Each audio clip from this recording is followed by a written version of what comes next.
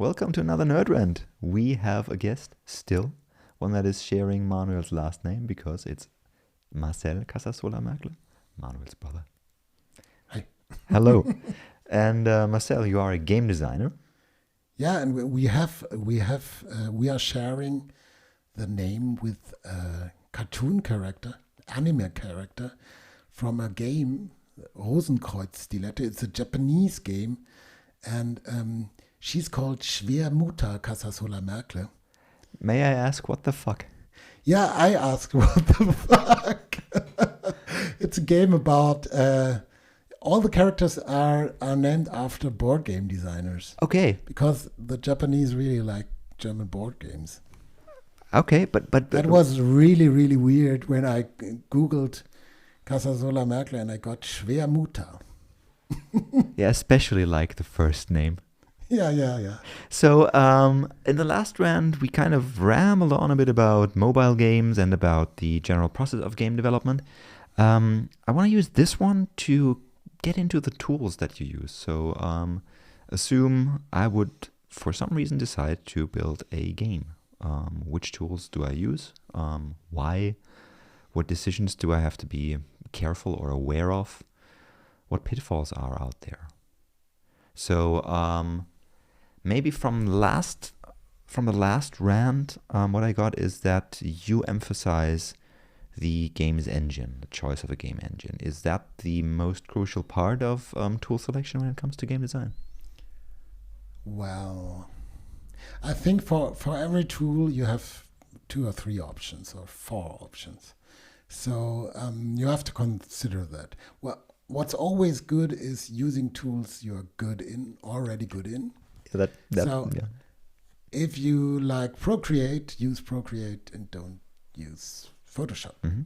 Or use both together, maybe. Because the 3D programs.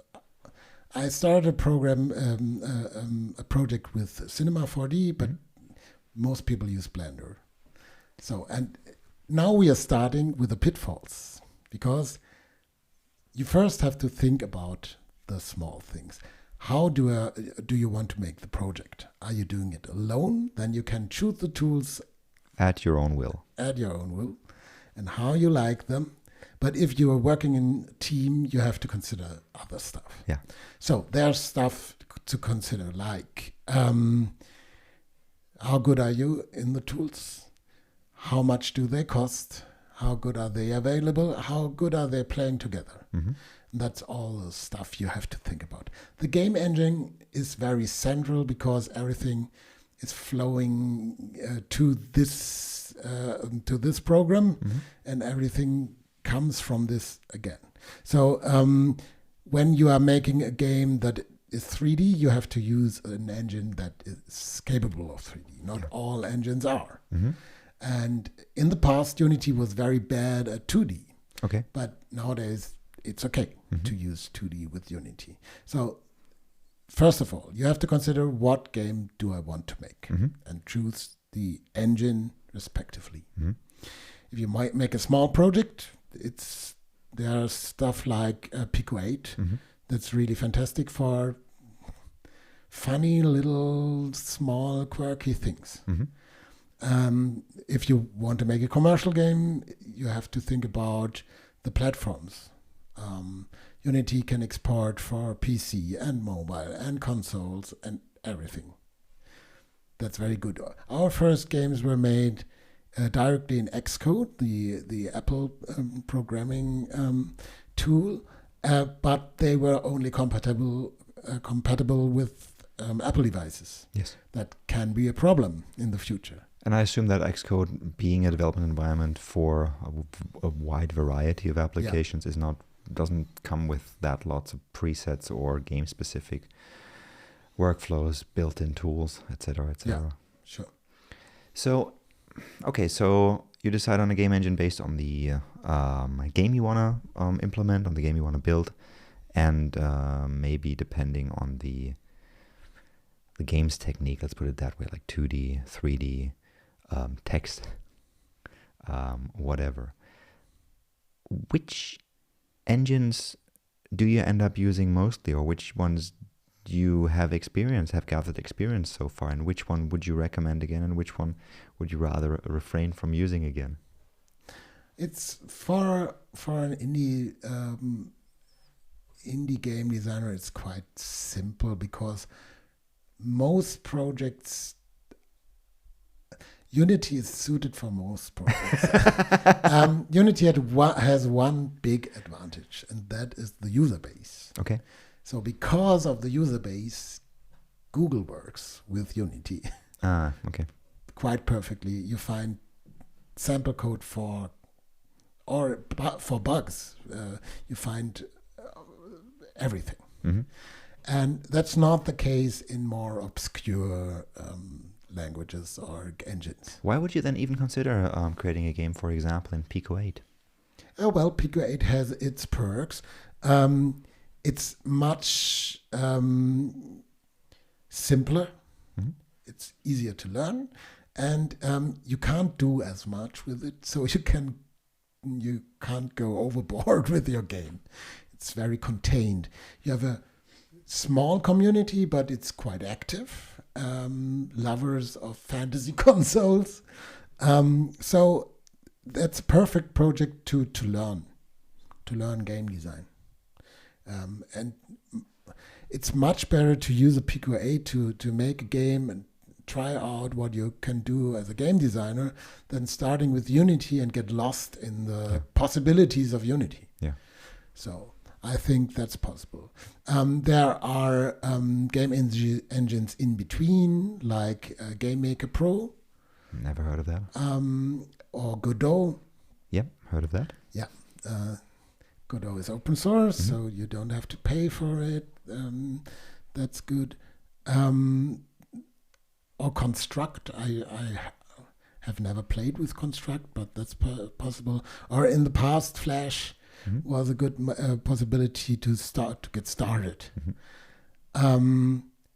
Or Twine. Twine is an engine just only made for text adventures. Okay. And we used Twine to lay out all the text in our text adventure, the one-button travel adventure, and then exported the file and imported it into Unity. So we used Twine as authoring tool. What I can recommend is Bitsy too. Bitsy is a very, very super small HTML engine where you can make next to nothing, but you can make really, really confined mini adventures. Okay. And I used it to make a game with the kids. Okay. If you have kids, Yeah. small kids, you can make a game in half an hour with them. With little sprites, and they can move, and then they can talk, and that's all. Okay. So yeah, choose your weapons. What about the elephant in the room? What about Unreal? Yeah, Unreal is the other option to Unity. There are only these. No, not really. There are games made with Godot. But yeah, Unreal is the other option. It's a little bit more complicated to use. But most games that came out of Unreal look a little bit better than the Unity games. Yeah, that was my impression, that visual quality on Unreal was always a bit better, but most of the games that came out of Unreal were actually FPSs. I have to differ. I beg to differ. There are other games made in Unreal, and yeah, they are always looking a little bit better, most of the time. But there is an important difference between Unreal and Unity, and that's the payment model. You are subscribing to Unity. You have a subscription. If you are just starting, you don't have to pay anything. But if you have made games and have made money, then you have to pay. And with Unreal, you don't pay anything, but you pay when the game is published. So that's an important difference. But Unreal also just takes a share of your game's revenue, I think, right? Yeah. Okay. So, and Unity is similar in No, that regard. Unity, you don't pay any share of your game. You pay for the subscription, the Unity subscription. That is That's a big difference. surprising, yeah. Yeah. Because if you hit it big with your game, that can make quite a substantial difference. Yeah. All right, so that's the game engines. You've chosen, you said it boils down to the 2 or 2.5 game engines that you can decide between. What else do I need?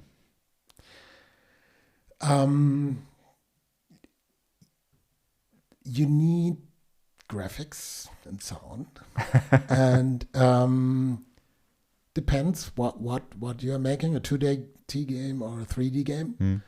I suppose most of your listeners will make a 3D game. I don't know if they will make games at all, but just let's assume it's going to be a 3D game. If they have to make a game. Well, I personally... if they have a friend who makes a game, they will say, oh, please make a 3D game. I personally would urge my friend, and I would urge myself, if I would make a game, to make it a 2D game. You can even, you can pre-render. You can use 3D to make a 2D game, no problem. Okay, so you need a content creation tool for graphics and for sound. Which ones do you recommend, or which ones do you have experience with, and which of those experiences were, let's say, more pleasant than others? Well, I use Procreate all the time. That's a graphics app for iPad. I don't know if it works on other tablets too. No clue. You can use it with the Apple Pencil, and you can use it as a sketchpad and as an art pad or a canvas, and draw and paint. And I really like to use it for ideas, to scribble down my ideas. That's very important if you're a game designer, that you scribble a lot. How could that work? Da da da da da. And I also use it to make graphics if I want to have pixel graphics. Not now. Pixel graphics is totally wrong. If I want to have, how do you call it? Raster graphics. Raster graphics, yeah. I used Illustrator for vector graphics. I don't think that Illustrator is a good program. Freehand. Okay. Is still my favorite. No, that's so old school. It doesn't make any sense. But I don't think that Illustrator is very good, but it works. Okay. I used Illustrator for vector graphics. Most programs can't interpret vector graphics. They can't use them directly. So you have to render them first. Okay. But it's very good if you have a lot of content, because you can change a lot. Yeah. If you have to draw everything. Yeah. Always think about going modular in your game, because it's really cool if everything is drawn where it has to be. But if you stop changing your levels because you have to draw something again, that's not good. Yeah. So everybody knows gray boxing. You are first scribbling your levels with gray shapes or cubes, and not making the graphics until you are confident that the level is good enough. So that's important. Regarding 3D tools, there's the elephant in the room, Blender, because it's free and everybody uses Blender. Blender is a little bit like Unity in that regard, because you always find people who do Blender. Yeah. If you want to find something for your team and want to integrate them in the team. So, and there are plugins and stuff like that. I used Cinema 4D and it was okay, no problem. Unity can import most of the stuff, because you always have to use FBX for Unity. Okay. To import things. And I wrote an importer that interpreted all the information in the Cinema 4D scene. I used the hierarchy and the names in the hierarchy, so all the stuff was imported and then hooked up with all the elements automatically.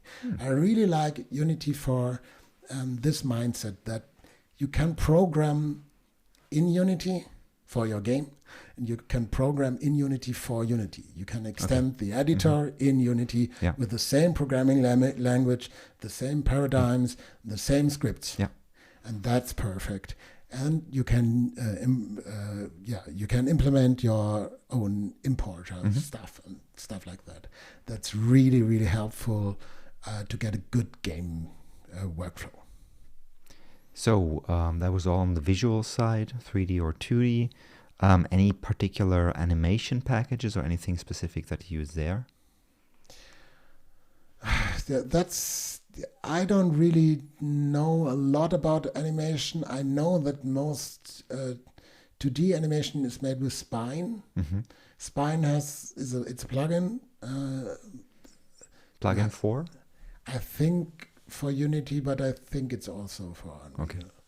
I'm not 100% sure, but it's third party. So I like Spine. I like how it works, but you have to pay them. Yeah. I think they want a revenue share or something okay. like that. That's a little bit weird for an add-on. animation package, I think. So I didn't use Spine. I made all the animations in Cinema directly. And I don't think that animation is a strong suit for Unity. So, okay. They have an animation system that's quite complicated for easy cases. Yeah. It's very flexible, but yeah, you trade something for the flexibility. Yeah, ease of use mostly, I guess. Yeah. What do you use for audio? I'm basically using Audacity and Audition. Okay. I mean, could be worse. Yeah. What do you do about music? There is no music in your games. Well, there is music. I used a lot of stock music. That's not what I want to, but sometimes there are constraints. It's always good to use it to hire a musician. Yeah. And it's not that expensive. Okay.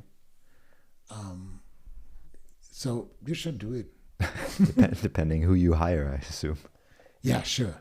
But there are so many musicians who'd like to do a game. Okay. Yeah. That is okay. I'm not. Not. I don't get the appeal. No, not the. I'm talking about game musicians. Yeah, of course, game musicians want to do game.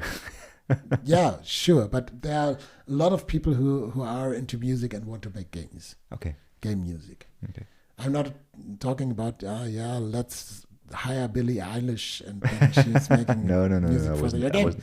I think that would work. Sure. Yeah. And I suppose she would like to do that, but that would be expensive. Yeah, it might be. So now you assembled all these assets into your game engine and have a prototype or an almost finished product. How do you test? I mean, you're on a mobile device. We didn't talk about one very important tool. Which is? Something like Trello or Jira. Organization. Yeah, you have to organize your tasks. Maybe if you're a single developer, it works without, but... Even then. Yeah, because you have to file your bugs. Okay, yeah. And work on the bugs and stuff like that. So now you... No, I mean, if you want to elaborate on that, I'm super I happy. just wanted to mention it because it's important. I was just asking, what's the reality of game testing and game debugging?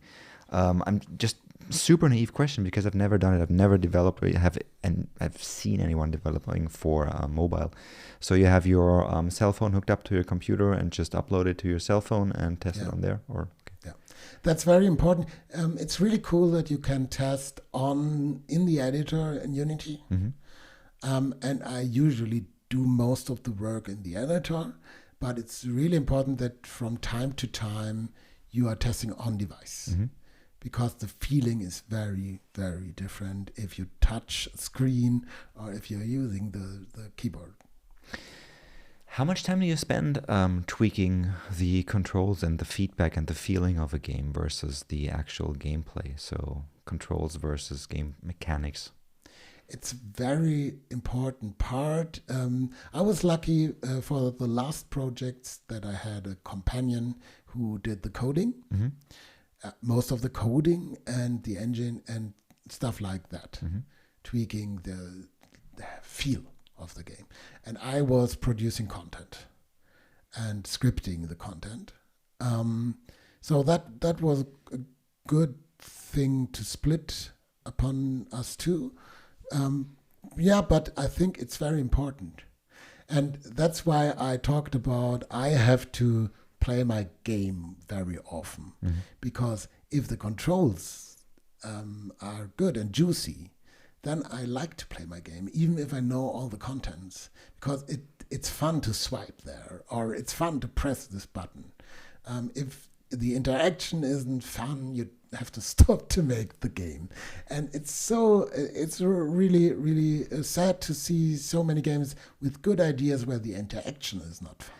Yeah, exactly. Let me ask you how that comes about. For example, a very good example for a rather crisp, extremely responsive, well laid out control is Super Meat Boy. Yeah. Plays so it's just like an extension of your nerves, basically. And then you have stuff like this one cooking game where you do collaborative cooking. Overcooked. And I loathe the controls. They are so sluggy. Is that chop? you can get used to them. Is that deliberate? No, I don't think so. No, I don't think that's deliberate. It's people who look at other parts of the game, who emphasize other parts of the game. I really believe that, but because there are games that are perfect in interaction and games where other things were more interesting for the developers. But I really believe even a walking simulator, you know what a walking simulator is? Now please elaborate for me. It's an adventure games without the puzzles. Sounds boring? Oh, the puzzles can be very boring. So maybe the adventure game without the puzzles is much more interesting. Walking simulators are interesting if the story is interesting and the world is interesting where you are walking. But you don't have puzzles per se. So even a walking simulator where you're only walking and looking and examining can be so much better if the walking controls are good and are fun. And I really believe even all these art games can be made much better with good controls. What is an art game? Yeah, games that exist because of the meaning and the story and the deepness. Yeah. Okay. Yeah. So okay. Who want to tell you something. And one of the best art games, I don't know if people say it's an art game, is Papers, Please. It's all about mechanics, but the story is the mechanics. It's so interwoven. It's really, really nice. Yeah, it's a tremendously good game and a tremendously depressing game at the same time. Yeah. Is there anything that you'd like to add that we are forgetting currently? In making games, what's very important, what you need is version control. Never forget version control. What do you use for that? I use Source Tree as a front end because we started with terminal controls to use Git, and why? It doesn't make sense. Sometimes you have to go into the terminal if everything is screwed up, but in general you don't have to. So use a tool like Tower or Source Tree or something. I think at some point we should bring you in as a guest tutor to actually do a tutorial on version control using Source Tree, because I was always too chaotic to really read myself into it, and I just screwed up so many things on there. So it's quite okay to learn. I assume, yeah. And I prefer Git. Some prefer Mercurial, but I don't know, or Subversion.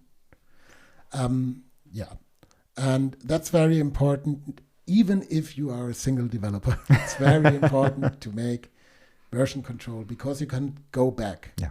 And sometimes you got rid of a feature and you remember, there was something similar what I'm needing now. or you screw up, or you make mistakes, always make version control. And that's a general reminder, version control can be very helpful in every field. On 3D files, on text files, well, pictures are not very suitable for version control, but everything that can be expressed in text form. I also version controlled all the Cinema 4D files because you can go back in time. That's always important. So maybe you guys let us know in the comments, you folks, if you were eager about a tutorial about version control, and we'll consider that. Admittedly, not one of the most sexiest topics, but a rather useful one, I think. So let us know in the comments. Also, let us know in the comments if you have any experience using games tools, using game editors or game engines, and what your experience were. And also, if you want to follow Marcel and his endeavors, please follow him either on Twitter, and your Twitter handle was Sideways, or you could actually go and follow, subscribe, comment and like his YouTube channel, which is Guided Tour Gaming, where you actually play a game while you are talking about the gameplay mechanics and your thoughts on it, right? and my impressions, and what's made good, what's bad, and how to make better. All right. So if you're interested in that, just follow Marcel. Again, Guided Tour Gaming on YouTube. And if you like what we're doing, we'll be back in 2 weeks with another Nerd Rant. And until then, as always, it is cheers and goodbye. Bye.